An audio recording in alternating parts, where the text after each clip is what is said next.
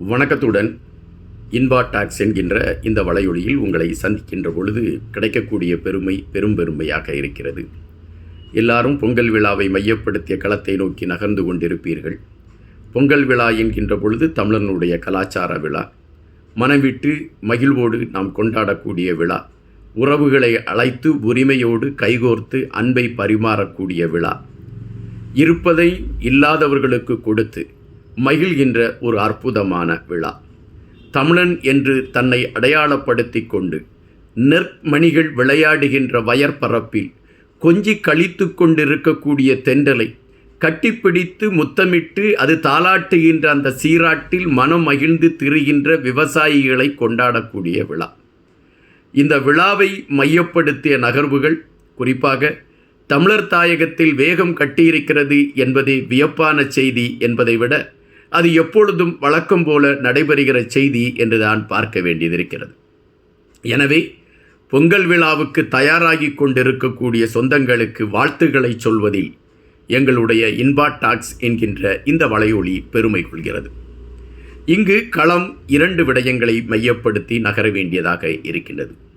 ஒன்று டக்ளஸ் தேவானந்தா அவர்களுடைய பிணை, இன்னொரு விடயம் ஜனாதிபதி அனுரா அவர்கள் பொங்கல் விழாவில் கலந்து கொள்ள இருக்கிறார் என்கின்ற இன்னொரு விடயம். இந்த 2 விடயங்களிலும் 2 விதமான எதிர்பார்ப்பு.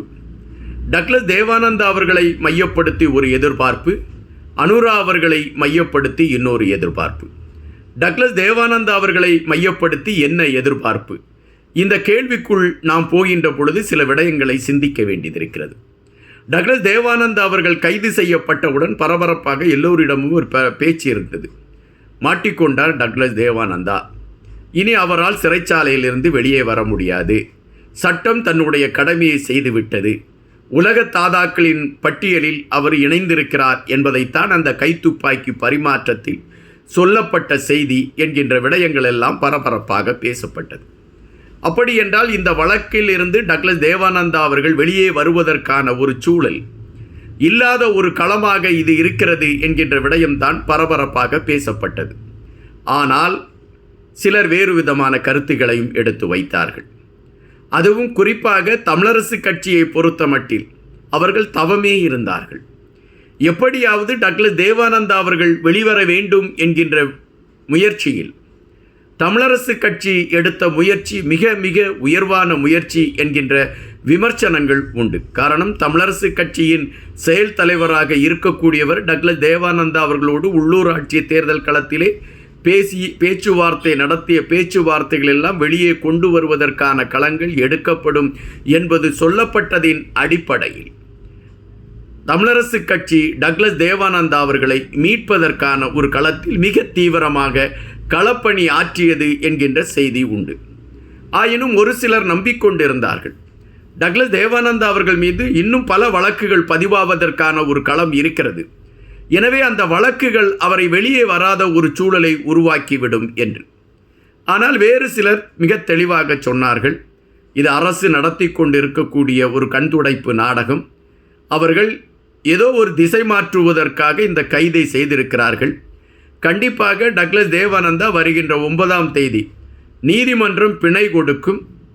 நீதிமன்றம் எதனை காரணமாக வைத்து பிணை கொடுக்கும் என்றால், டக்ளஸ் தேவானந்தா அவர்களுடைய உடல்நிலை சரியில்லாத காரணத்தினால் அவருக்கு பிணை கொடுக்கிறோம் என்கின்ற அடிப்படையில் பிணை கொடுப்பார்கள். டக்ளஸ் தேவானந்தா அவர்கள் மிக தைரியமாக வெளியே வந்து விடுவார் என்பதை மையப்படுத்திய செய்திகள் பரபரப்படைந்தன. அப்படித்தான் இப்பொழுது நடந்தும் இருக்கிறது. அப்படி என்றால் டக்ளஸ் தேவானந்தா அவர்களுடைய உடல்நிலை சரியில்லை என்கின்ற காரணத்தை மையப்படுத்தி இப்பொழுது அவருக்கு பிணை கிடைத்திருக்கிறது. இனி இந்த வழக்கு எந்த கோணத்தில் செல்லும், எப்படி செல்லும் என்கின்ற விடயங்களை மையப்படுத்திய செய்திகளை எல்லாம் நாம் பொறுத்திருந்துதான் பார்க்க வேண்டியதிருக்கிறது. ஒரு வழக்கு என்கின்ற பொழுது அந்த வழக்கு எந்த கோணத்தில் செல்லும், எப்படி அது திசை திருப்பப்படும் என்கின்ற பல விடயங்கள் இருக்கிறது. எனவே இப்போ பிணையில் வந்திருக்கக்கூடிய டக்ளஸ் தேவானந்தா அவர்கள் தன்னை மீட்டெடுப்பதற்கான களங்களை அவர் கண்டிப்பாக எடுப்பார். அது எல்லா மனிதர்களும் எடுக்கக்கூடிய ஒரு செயல்பாடு, அதை அவர் எடுப்பார். அவருக்கான அரசியல் பலம், அரசியல் பின்புலங்களை வைத்து தான் நிரபராதி என்கின்ற விடயத்தை முன்னிலைப்படுத்தி அவர் வெளியே வருவதற்கான ஒரு களங்களை எடுப்பார். இதை நாம் பார்க்கக்கூடிய ஒன்றாக இருக்கின்றது. அனுரா அவர்கள் பொங்கல் விழாவிற்கு தமிழர் பகுதிக்கு வருகை தரக்கூடிய விடயம். இது சராசரியாக நடக்கக்கூடிய ஒன்றுதானே, ஏன் இதற்கு இவ்வளவு ஒரு எதிர்பார்ப்பு என்கின்ற கேள்வி உங்கள் மனதிற்குள் எழும்பலாம். எப்பொழுதுமே தமிழ் மக்கள் மத்தியிலே ஒரு எதிர்பார்ப்பு இருக்கிறது. காரணம், இழந்து கொண்டு இருக்கக்கூடியவர்கள் அவர்கள். தொடர்ச்சியாக காணிகள் இழக்கப்பட்டிருக்கிறது என்கின்ற விடயம் தென்னிலங்கையில் பேசப்படுகின்ற ஒரு விடயமாக இல்லை. அது வடக்கு கிழக்கு பகுதியில் மட்டுமே பேசப்படுகின்ற ஒரு விடயமாக இருக்கிறது என்றால், சுரண்டப்படுகின்றது வடக்கு கிழக்கு மக்களுடைய காணிகள் தான் சுரண்டப்படுகிறது. அது இராணுவத்திற்கு எடுக்கப்படலாம், மருத்துவமனைக்கு எடுக்கப்படலாம், அல்லது தனியாருக்கு எடுக்கப்படலாம், தையீட்டு விகாருக்கு எடுக்கப்படலாம் என்று அது பட்டியல் நீள்கிறது. எனவே அந்த காணிகளை இழந்தவர்கள் தவித்து போய் நிற்கிறார்கள். தங்களுடைய மண் பாழ்பட்டு கிடைக்கிறது, அல்லது தாங்கள் கால் பதித்து உழவு செய்த நிலம் ஒன்றுமில்லாமல் கிடைக்கிறது.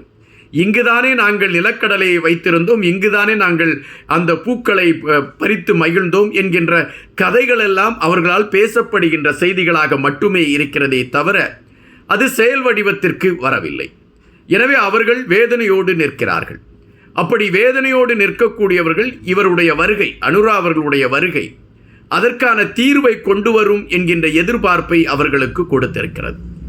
எனவே இந்த காணி சம்பந்தப்பட்ட விடயத்தில் அனுரா அவர்கள் ஒரு தெளிவான தீர்வை இந்த பொங்கல் விழாவில் அறிவிப்பார்.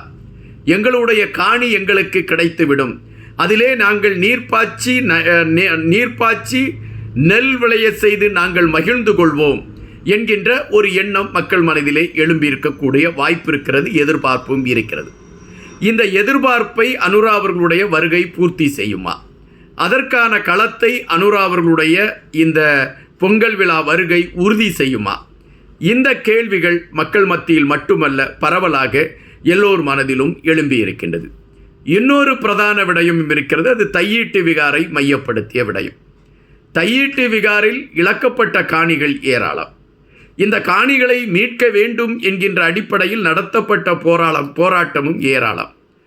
முடிந்தவர்கள் முடியாதவர்கள் என்று அனைவருமே போராட்டத்தை மையப்படுத்திய களத்தை எடுத்து பார்த்தார்கள். செவிடன்காதில் ஊதுகிற சங்கு போல இங்கே கேட்டவர்கள் அங்கே அமைதியானார்கள், அங்கே கேட்டவர்கள் இங்கே அமைதியானார்கள். இது தொடர்ச்சியாக நடந்து கொண்டிருந்தது. தமிழர்களுடைய காணிகள் திட்டமிட்டு பறிக்கப்பட்டது என்று நைனாதீவின் மடாதிபதி சொன்ன பொழுது அதிர்ந்து போனது பௌத்தத்தை மையமாக கொண்டு பயணித்து கொண்டு இருக்கக்கூடியவர்கள்.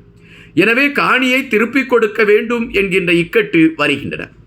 இந்த இக்கட்டு இப்பொழுது பரபரப்பு செய்தியாக பேசப்படுகிறது.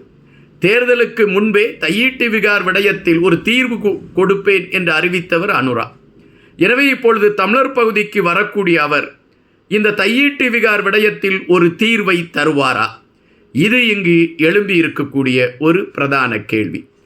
காத்திருப்போம், நல்லவை நடக்கும் என்கின்ற நம்பிக்கையில் மீண்டும் ஒருமுறை வருகின்ற பொங்கல் உங்களுக்கான நலதை கொண்டு வரட்டும் என்பதை மையப்படுத்திய வாழ்த்துகளோடு விடைபெறுகிறேன். நன்றியுடன் என்பார்.